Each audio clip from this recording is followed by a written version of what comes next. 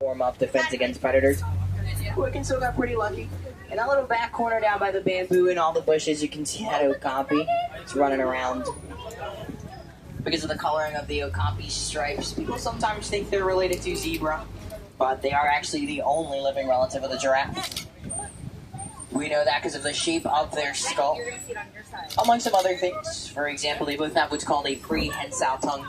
Just means they can grab and grasp with those tongues like we humans do with our fingers and with our hands. You can see that greater kudu there just before the water, that big tan one. It's actually going to be some one right up on that hillside up on my right too. So greater kudus on either side of us. Both of these are female. We can tell you with the ones a little further off because they don't have any horns. Once they reach maturity, those male kudus grow some pretty big horns on them, so they are rather easy to tell apart if you know what you're looking for. As we make this turn, up on the grass on that cliffside up there, you can see a little bit of that black rhino peeking out.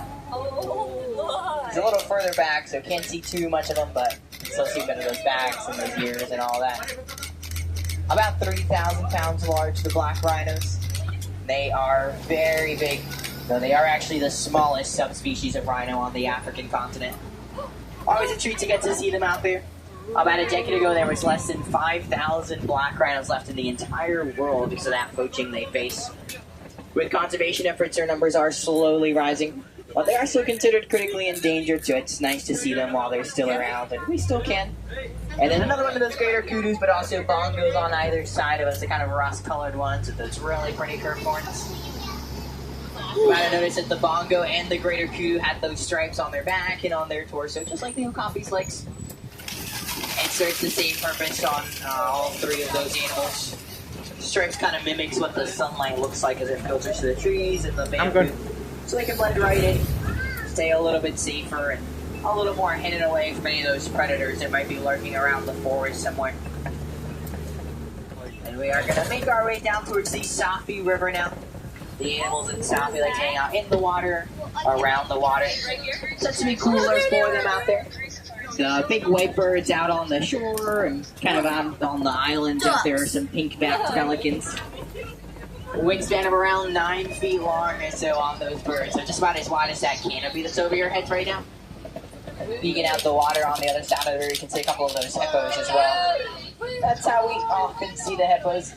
Look at those backs and heads coming out the water like that.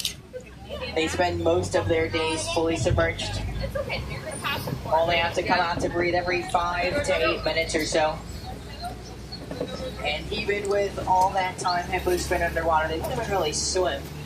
They'll kind of glide for short distances, but mostly they just sink down to the bottom of the riverbed and walk or run there as needed. So it's pretty easy for them to just kind of disappear into those deeper, murkier water. So I'm glad those were a little closer to shore and to the surface for us to look at as we drove past.